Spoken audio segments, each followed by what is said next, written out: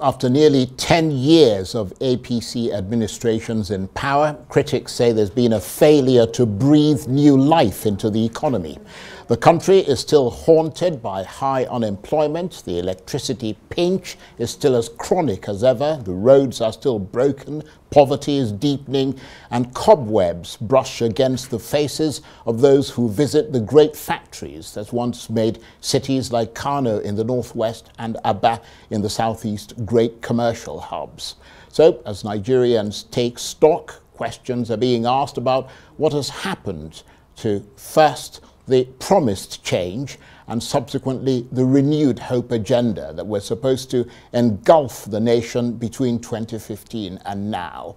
Why is it that the winds of transformation appear not to be blowing quite so hard? Well, let's talk to the man charged with rebuilding Nigeria's crumbling infrastructure and whose success in this critical area would boost President Tinubu's popularity tremendously.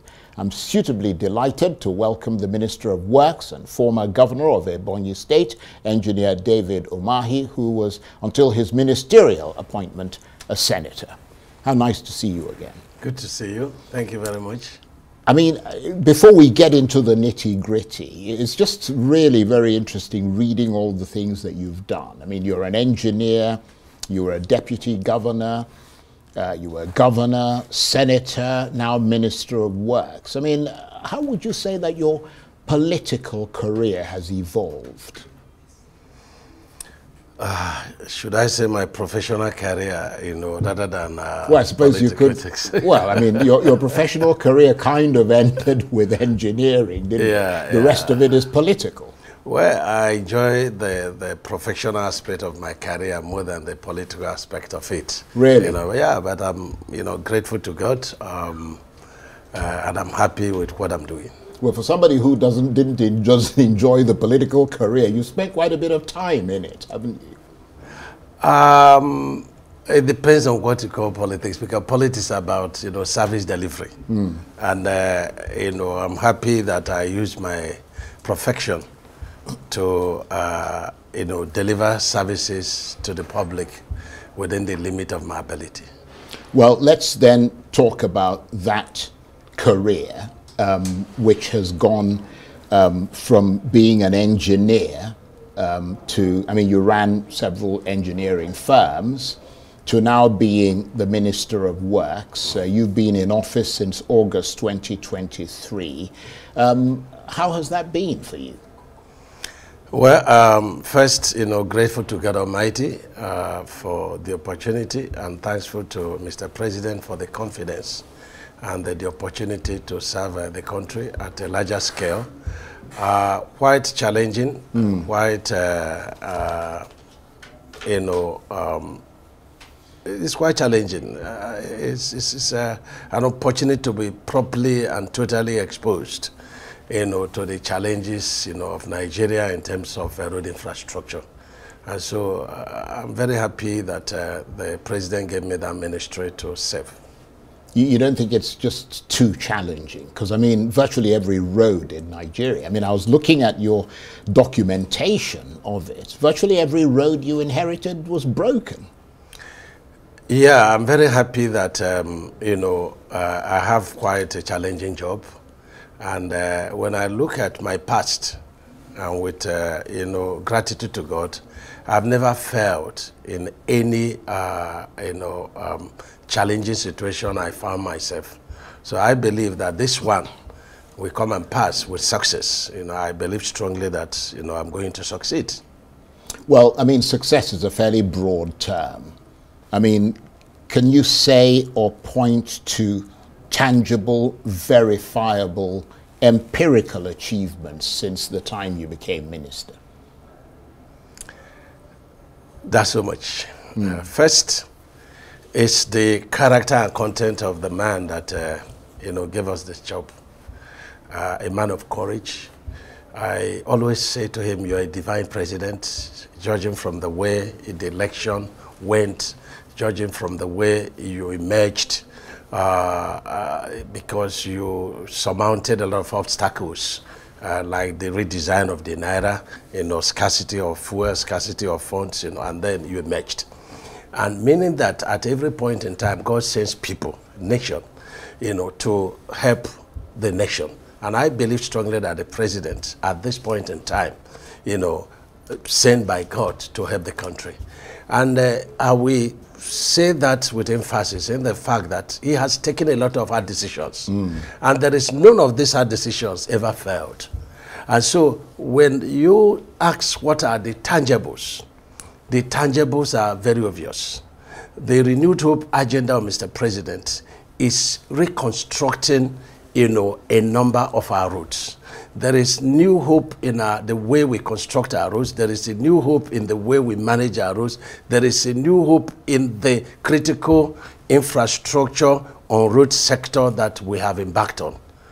And as this progresses, I'll be able to mention quite a number of roads and what we are doing on such roads. Yeah, in fairness to you, we will take it in chunks, because I mean, you're going to be here with us for the whole program. But I wonder what it's been like for you coming from a state, Ebonyi State. I mean, you were recognized in that state, credited with doing lots of infrastructure projects. What it's like coming from that, which is kind of a microcosm, miniature, to the federal level, where you're trying to replicate pretty much the same thing. Well, I can say that it's much, bigger works, but the principle is the same, because I wasn't an office governor. I spent over 70% of my time in the field. Most of the projects in Ebonyi State were designed by me, by the inspiration of God, because I believe strongly that when you have your mind working for the people, God will enable you to do things you were not trained to do. And I've always quoted, one verse, when the people of God were building the Tower of Babel. And then, God said, there's nothing the mind of a man that says to achieve that I will not achieve. That's why I confuse them with different languages. So it's about the passion. It's about setting your mind on what you want to do. And God will enable you to do things ordinarily you would have been able to do. We did a lot of things. When I look back at our international airport, I used to ask myself, how did this thing come about? I look at the mall, how did it come about? I look at the concrete road, and it can only be by God. And so here again, it's the same thing that's happening. I have passion for that. And I draw inspiration also from the man who is at the driving seat, Mr. President. He's a man of courage, and he has given us all the support.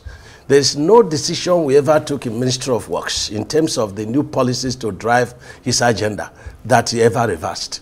So it means that we have the confidence to drive his agenda. There is no interferences, there is no big manism, there is nobody that comes to Mr. President has said this or that. He has given us free hand, and so anybody who wants to, succeed, will definitely succeed with this kind of man. And of course, he has also vast in infrastructural development. And you can take it from where he was the governor of Lagos State.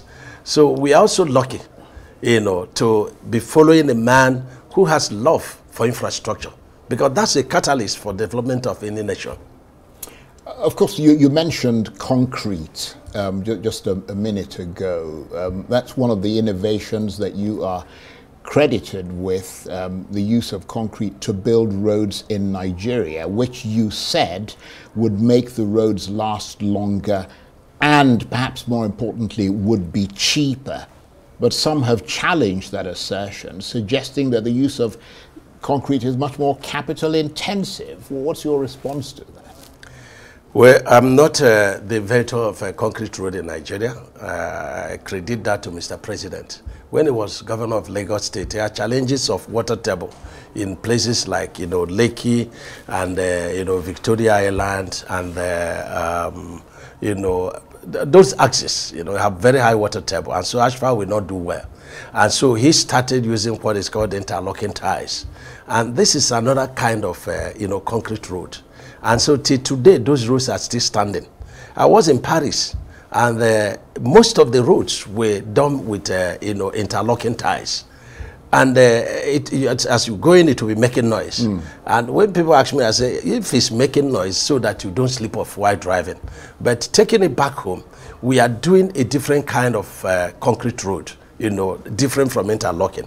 And of course, we also do few of interlocking some of our roads, especially the roads that are not highly trafficked. And so you now say, look, the concrete road is very suitable, especially where you have high traffic, where you have, you know, very high water table, where you have very poor substructure, you know, then the use of concrete is very important. And the concrete road will always last more and much more than asphalt road. Right, but it's not cheaper. I suppose your argument is that in the long run it is cheaper. Well, it depends on, you know, what you're doing. The concrete road I'm doing in some locations are much cheaper than asphalt road. Right. And when you are doing concrete road in places like the River Rhine, you know, where you do a lot of sand filling, you know, of course it could become, you know, more expensive. But when you put it side by side, are you building this road to fail? You know, because we have a problem of failure of our roads. So we continue to condemn leaders without looking inwards on ourselves. President Buhari did not go to, you know, construct the road. People did it. But unfortunately, I found out that it's very difficult to get any road in this country built that with asphalt that is lasting up to 15 years. It's difficult. And the deferred liability period upon which you will hold contractor accountable is only 1 year. And you now begin to condemn FEMA and say, oh, FEMA is doing nothing because... Yeah, but that's why they're the experts. They should be telling Nigerians what you're telling them now. Which people? You came and discovered that the use of asphalt has a shelf life. It's a collective responsibility. That is limited. But how did we, you know, we fought almost all segments of the society. But the president, you know, because of his antecedents and experience and his exposure, backed us that, look, concrete road is much better in comparison. In some locations, even as we are talking, it's cheaper than asphalt. And again, are you constructing roads with asphalt so that, oh, even if it is cheaper, then it doesn't have shelf life of up to 15 years? So cost should not be the much, you know, to emphasize on.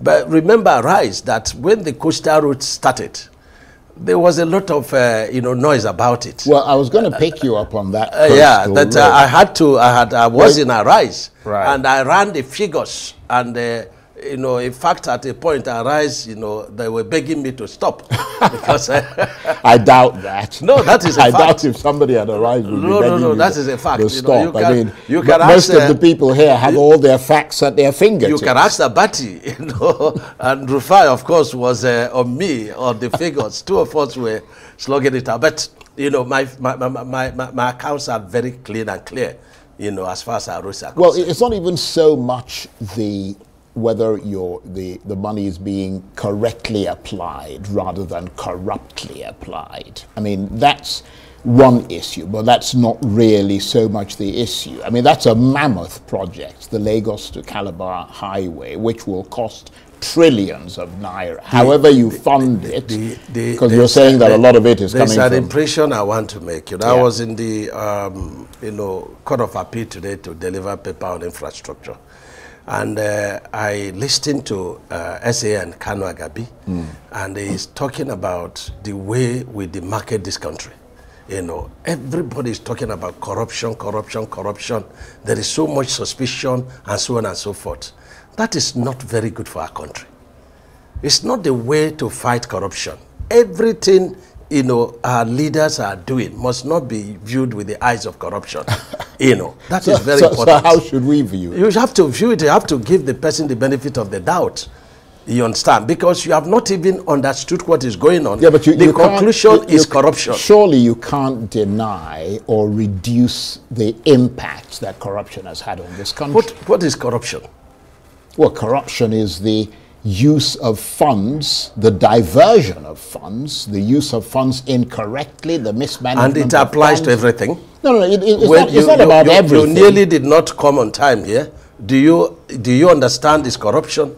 You know, when you fail to do what you're supposed to do. What do you mean I nearly didn't come on time? Yes, that's below the belt. I came ahead of you. But that's not the point. That's because I had to make corrections to the script. I was around.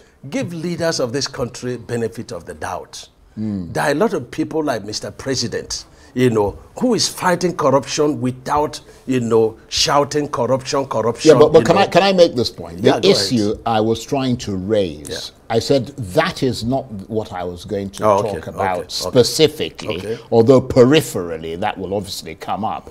The criticism against that Lagos-Calabar highway,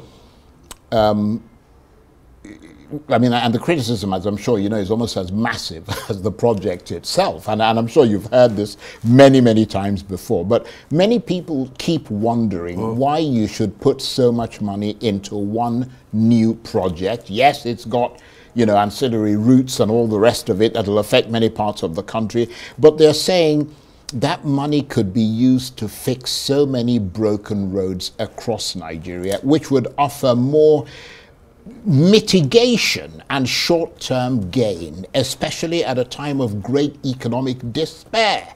You see, you're a politician. It's not so much the fact that you're doing something, it's also the optics, the perception of the public. You talked about corruption. Sometimes there may not be corruption, but there is the public perception that there is corruption when projects are being done that don't seem to make logical sense to the public. And they're saying, well, why are there so many broken roads in Nigeria? Why are we building a new one? And I know you've heard that before. I wonder if you've had a rethink at all on all that criticism on this Lagos-Calabar sort of highway. Well, this is a new dimension of the criticism. Because, you know, sometimes people darken knowledge, you know, darken a council without knowledge. And so when you were not part of burying of a corpse and you want to exhume the corpse, you start, you know, from the leg. And it's, you know, it's exactly, you know, what you allude that people are saying. But let me tell you something. The people are saying. Yeah, let me tell you, you know, nobody has told me this. But this legacy project of Mr. President, they are not just road projects. They are investments, and that they come with a lot of economic, you know. We understand yes, that. Yes. And now, the critical roads that we are doing, we inherited. We've selected a number of critical roads, between 9 and 15 roads, you know, per zone.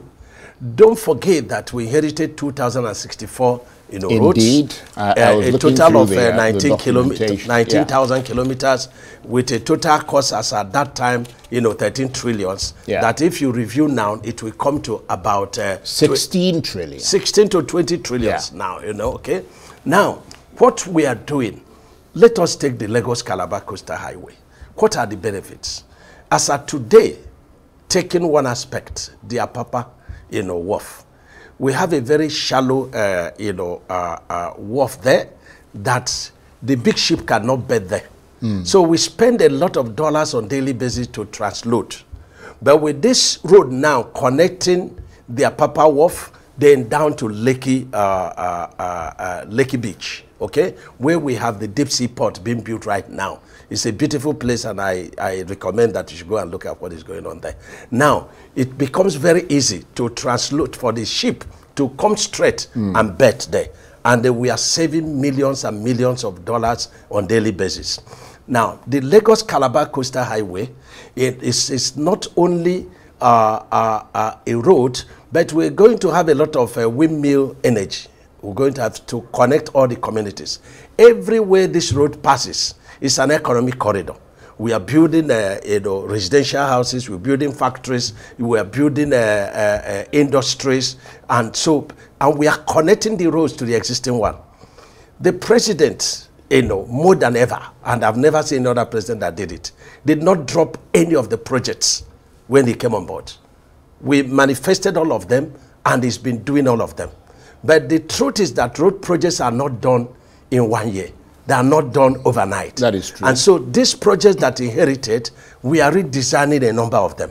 And with the floating of the Naira and with the removal of fuel subsidy, we also have another set of challenges that all the inherited projects were now, you know, being faced with, you know, review of the prices, which is in the right of the contractors. So my take is that the legacy projects, 4 of them, you know, Lagos-Calabar, 750 kilometers. You have Sokoto-Badagry.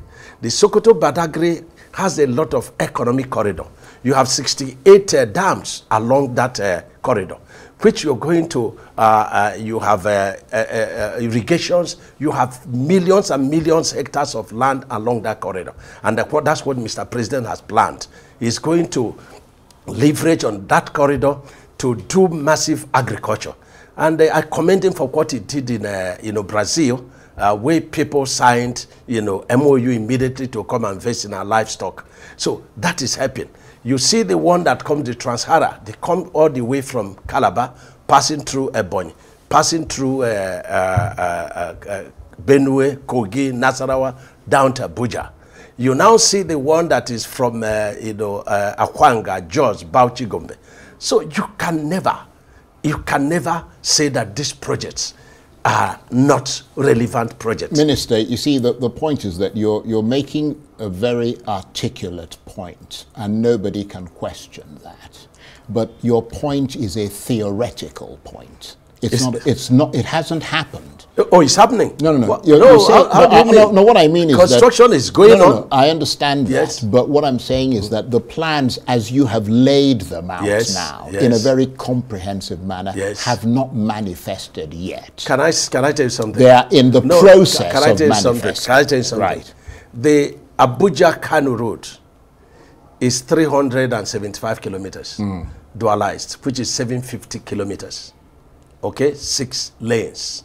Okay, the Sokoto to Zamfara to Katsina to Kaduna is 350 kilometer dualized, which if you multiply by 2 is 700 kilometers.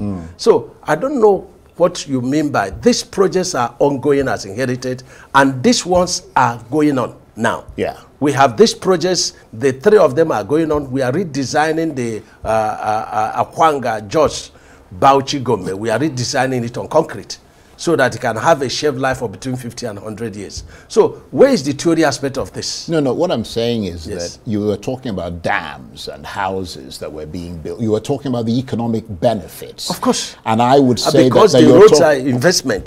We understand that. Yeah. What I'm saying is that you're talking about potential benefits. Because those benefits have not happened yet. No, why are you rebuilding the existing roads? No, there are also benefits there. All I'm saying is that for a lot of people, they feel that there are roads that they can see and that they are using now that are still very bad. Tell me one that is very bad that we are not giving attention. Well, tell me one.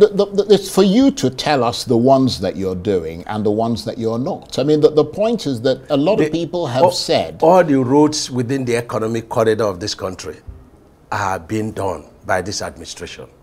Right. Well, I've been to places like Enugu, for example. And I have seen quite a lot. Which road is that? Well, I mean, the Lagos, Enugu, Port Harcourt road there. I mean, when you get on it, I don't know which section you're in, because you may have started from the other end. I don't know. Enugu, Port Harcourt. But certainly from the end of Enugu going to there's nothing going on there. There are 4 sections of the road. Yeah. And, you have section 1 that is coming from Port Harcourt down to Aba.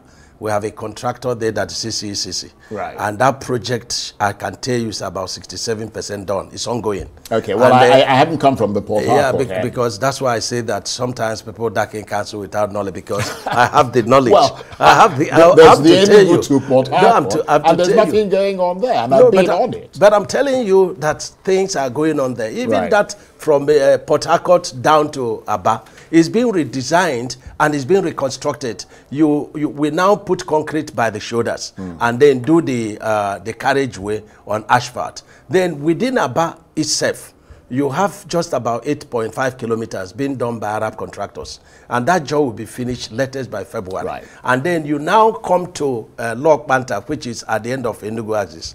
Under Mr. President, we had collapsed, twin bridges there. Today, that bridge is being rebuilt by Mr. President, and it's over 95% done. Never done. It never happened anywhere. In fact, it's the same time that we had the Shandam Bridge that collapsed.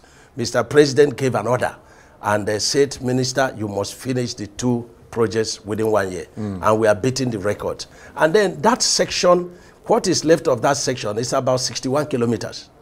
and it is in 2025 budget. So we believe strongly that by May, we should have a total Enugu-Port Harcourt, full carriageway, both sides. By May 2025? Yes. I was there. I came through there on Monday, and it's a beauty to behold. So you are just talking about one road now. Well, if you give me another one, I'm just giving you one. What about East-West Road? East-West Road. Yeah. East-West Road starts from Lokoja, Lokoja to Calabar. And so when you start Lokoja to Benin, you have 4 sections there. And we inherited this project. Yes, you Now, did. the first section there is done by a company Chinese company called by CGC.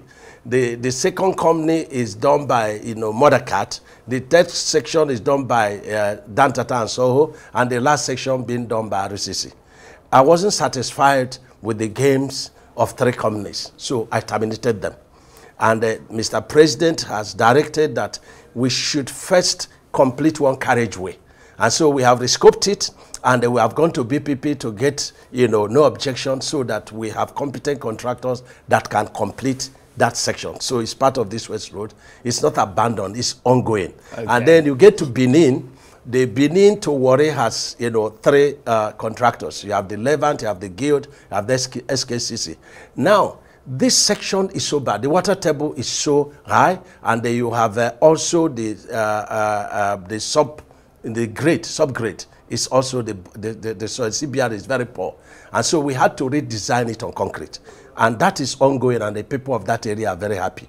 When you move down to Wele, you have about 5 washouts. We've reintroduced, 14, relief culverts. And we are rebuilding about 3 kilometers of that section on concrete. And so, but you have seamless, passage until you get to Bayelsa.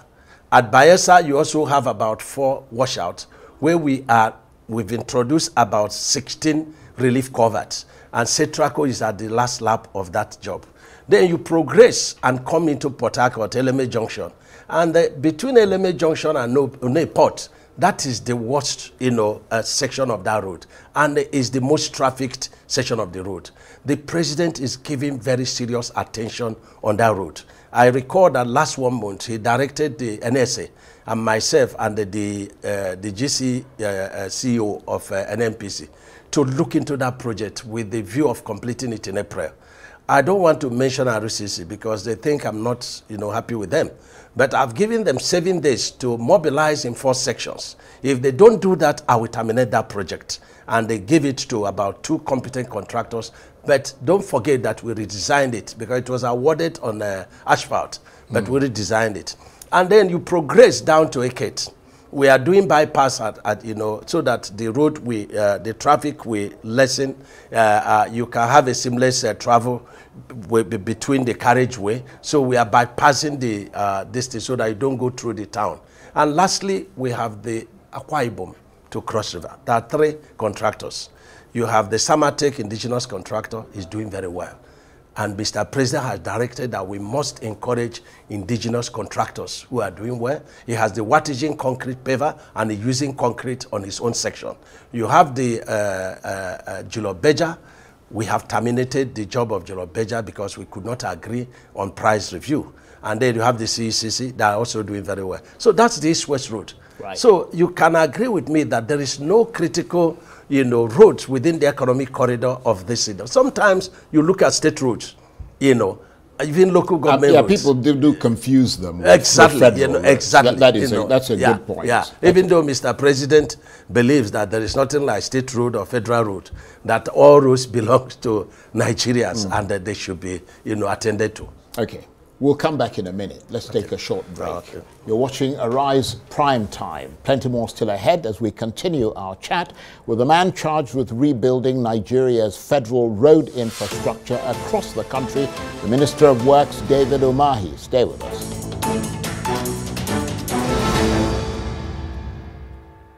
Welcome back to Arise Prime Time, where we offer perspectives on the news and talking points of the day. I'm Charles Aniegolu, and the quest for infrastructure development in Nigeria seems to be never ending. The man charged with making sure that federal roads are working in this country is the Minister of Works, Engineer David Umahi, who is a former senator and former governor of Ebonyi State. He is still with me in the studio. Thank you very much indeed for staying with us. You talked earlier about the challenges that come from the floating of the Naira, for example, and obviously the consequent current tough economic climate. I would imagine the falling value of the Naira affects your budget. And I wonder how difficult it's become for you to meet your targets as a result. Well, you know, I've often watched some opposition people that say, oh, the president is borrowing money. Every nation that wants to develop must borrow for infrastructure. And that is what the president is doing. When the National Assembly gave us a budget in 2024 of 1 trillion, it was sounding very, very high. But the truth is that I call it palliative, budget. And so without what Mr. President is doing, reaching out, beyond the traditional way of budgetary funding, it would have been very difficult. In other words, you're borrowing money to fund those projects. Not just borrowing money, we have to borrow money to do this project. For example, in 2025, my budget for critical infrastructure, within the economic corridor is about 3.9 trillion. That's what I'm looking for. And I've had this discussion with Mr. President, severally. And the idea that Mr. President directed is to get a number of these critical routes and then complete them and then deploy them. And we are also using a program that we call HDMI. I will come to that. So we have to encourage Mr. President to borrow money and they do this critical road infrastructure. My happiness is that the legacy project is under EPC plus F, which means that there is external funding. And there is very huge return on investment because we have to tow these routes, we have to use the lands we acquire along the Right. So they're all going to be tolled roads. Yes, going to be tolled road. And the beauty of it is that the idea of Mr. President about federal roads is that every of this route is completed. You have to have solar light in it. You have to have CCTV. No more blocking of the road, security-wise. Then there will be 10 minutes response time, which means that there will be relief stations where the security people will stay and monitor what is going on so that we can return, night travel time, as it was before. So this is the new policy that Mr. President has directed Ministry of Works that they have to do. So my idea is that the public, and of course I was National Assembly today, and I told them, if you want to make an omelette, you have to strike an egg. You cannot be, kissing and be vomiting at the same time. We need to bring in external funding to do these roads. And the roads, as being done now, are roads that will last between 50 and 100 years. So there will be less maintenance, and that's why it becomes very, very, profitable. That some of these roads under HDMI, operate and maintain, will be very profitable, so that Nigerians will begin to have, return on investment. There will be money coming from these roads into the national treasury, for Nigerians. Well, you can understand why Nigerians are always enamored of the concept but disillusioned with the application, because they've had experiences in the past where things were said. I mean, there were articulate people like yourself in the past who said things, and those things never happened. I mean, from electricity to roads to all kinds of stuff. So people want to wait to see the things that you're talking about. Yeah, but when because somebody got drowned in the river, does it mean people should not drink water from the river? No, that's not the...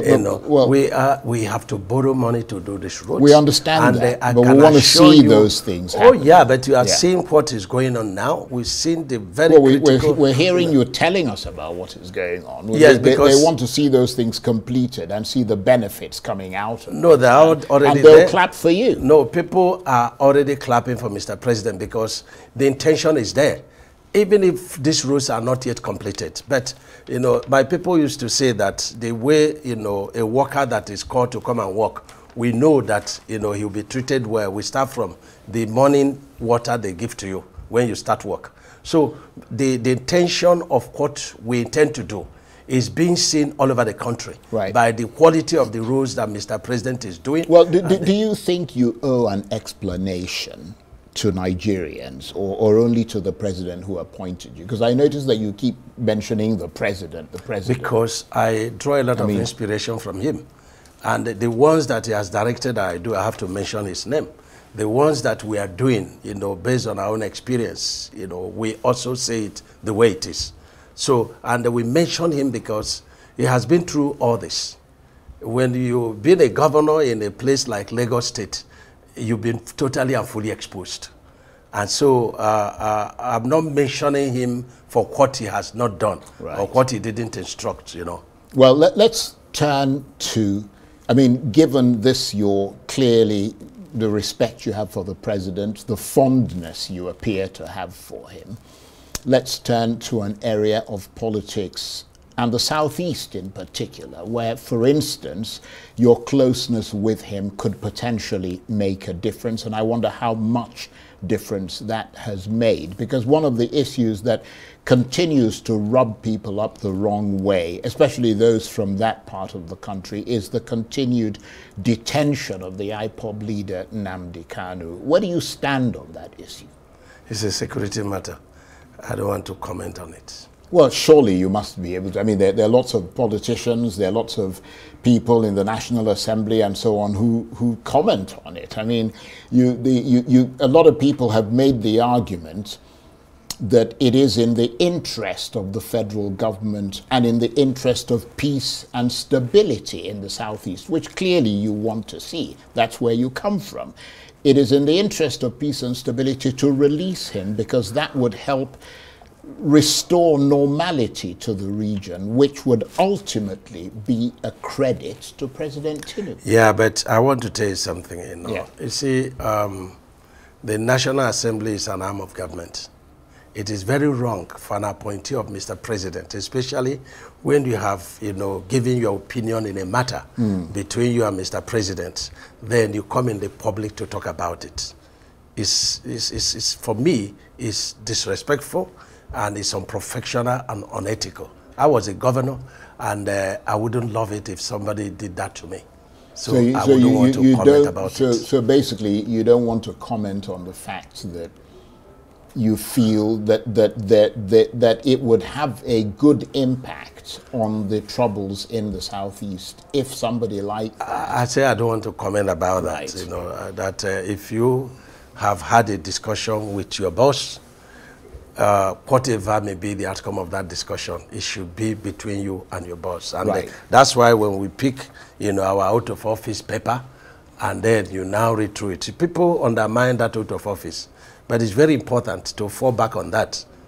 So what does the oath of office when say you discuss a matter with your principal, you don't have to start disclosing it to the public, unless if it is required by law to do so. Yeah, but you don't have to tell us what you discussed with the president. You're simply telling us where you stand on the issue of Nnamdi Kanu's continued Supposing I have discussed detention. that with him, and I say I don't want to make it public. Right, okay. Well, let's move on from there. Let's talk about another aspect of politics that's raging at the moment, and that is the issue of power rotation.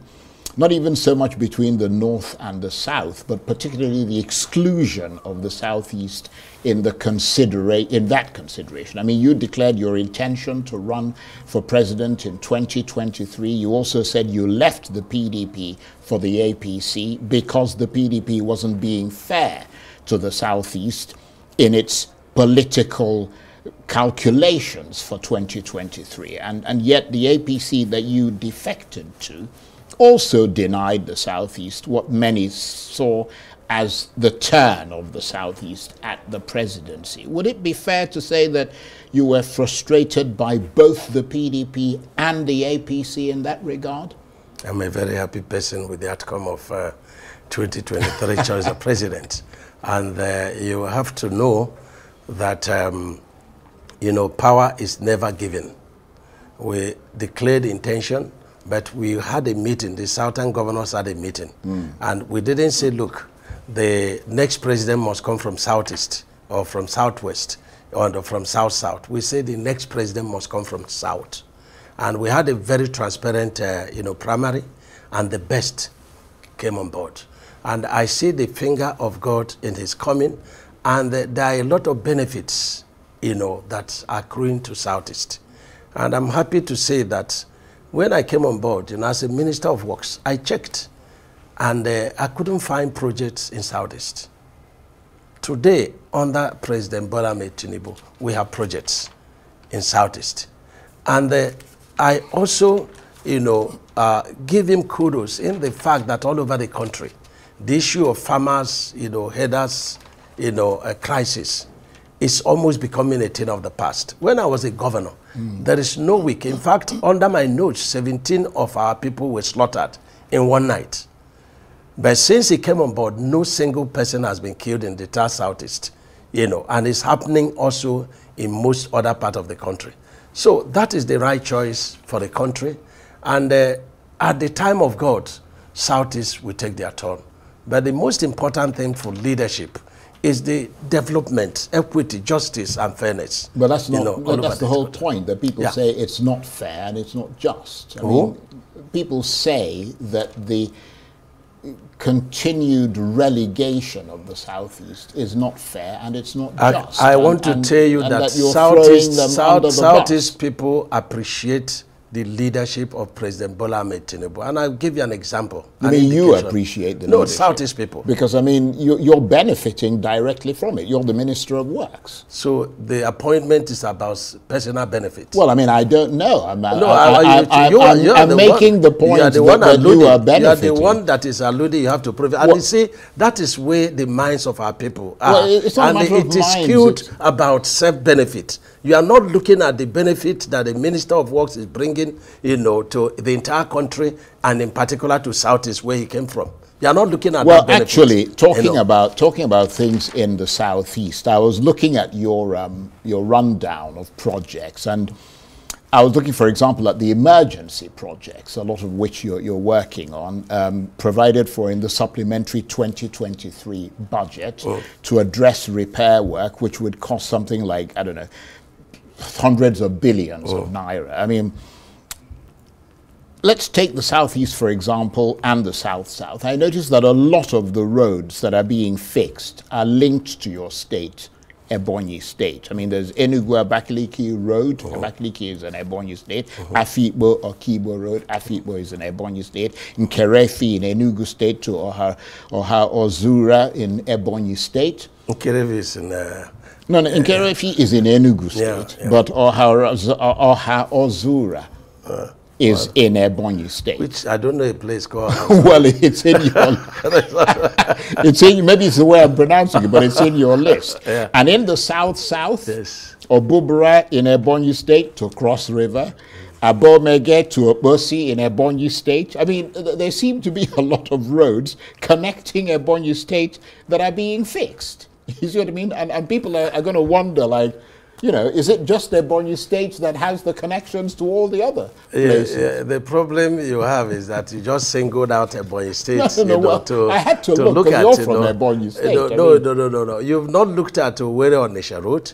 You've not looked at Umuahia. No, I'm coming. You've not looked at Aba, Ikote-Ekpene. You've not looked at, the road from Umuahia to Ikote-Ekpene, Aba, Ikote-Ekpene. I looked at that. You've not looked what at struck the old, me was that the preponderant majority of roads that were being fixed are linked to Ebonyi State. That's not correct. Let me tell you what happened. Before I came on board, there were 260 projects that the controllers of all the states compiled. That was older than me. And that's where these projects were. And they were compiled, on the basis and the quality of roads, in each of the geopolitical zones. And when you come to Southeast, you also find out that these roads are also distributed. Now, when you talk about Afikpo to Okiwe, you talk about Afikpo in Ebonyi State, a small portion. Then you go to Abia State, and then you go to Imo State, which is Okiwe. You talk about Obubra, to Cross River, okay? These are all existing roads. Then you talk about the road that is passing from Enugu to Abakaliki. Right. That is going to Ogoja, which is in Cross River. So the projects were equitably distributed. But there is nothing wrong if you isolate Ebonyi State and you now say, okay, this road is passing. So these are all interconnecting roads. Okay, so if you now isolate Ebonyi State, you now find out that they are either starting Ebonyi or ending Ebonyi. But that is not the way. Well, I just noticed that the name Ebonyi was figuring in a lot of the roads. You see what I mean? Whereas you'd find, I mean, it wasn't like all the roads are all kind of interlinked, but each one was linked. The good thing is that it's not for personal benefit, right, as you were alluding, but that is not correct. The roads, roads in Southeast. Well, the roads in Southeast. Yeah. I can tell you something. The roads in Southeast, Ebonyi has the least. For example, the Sukuk, fund. Yes. Ebonyi has nothing in it.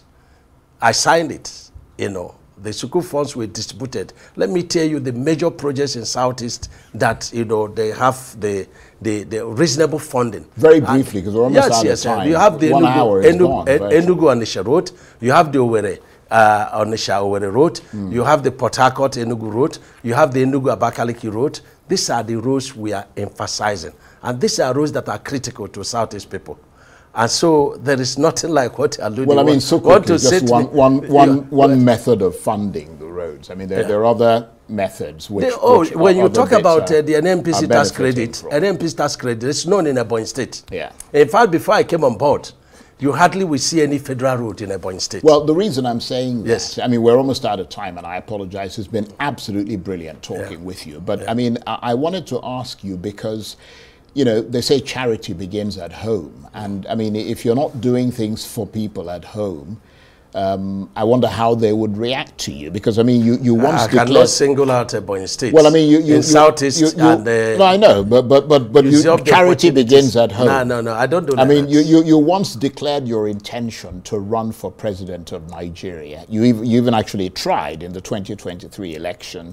You made that declaration after reportedly consulting with President Buhari, just days after the Bola Tinubu that you talk about now declared that he would run. So in fact you were prepared to challenge him in that presidency. I mean, do you still have, obviously he's the president now, you're not. Do you still have that presidential ambition? I'm very happy with what I'm doing. So you're happy to not to be president? I'm happy with what I'm doing.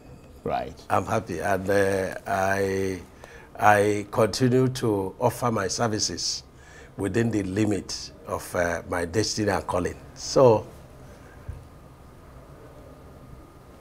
Right. Somebody was whispering something in my ear, but I can't make head or tail of what is he telling you? What is it? Yeah, we're just hearing that the MD of Julius Berger has been asked to be arrested. By who? By the Senate. Yeah, for failing to appear. Right. Is that for failure to appear? Yeah. Right. Yeah. What do you know about that? We were all invited to come and give account of what is the Oduopani, right, in Cross River, the project. Oduopani. Yeah, that the project they were doing, and they didn't honor that invitation. Right. So it's within their mandate. It's not my business. Okay. On that note, I want to thank you very much indeed. You've been a very, very good guest, and we really appreciate your taking the time to talk to us for a whole hour about the issues that affect your ministry. I hope I'm doing your roads. Where's your road? Don't worry, I'll send you a text message. Engineer David Umahi is a former senator, former governor of Ebonyi State, and the current minister. I thought you were going to ask me the lifespan of these legacy projects. And I've always said but you've talked about 7 to 8 years. 2031. Right. Okay. Well, in that case, let's try and make room for another conversation. Thank you very much indeed. That's it for this edition of Arise Prime Time. Join us again tomorrow from me and the entire team here in Abuja. Bye-bye, and thank you for watching.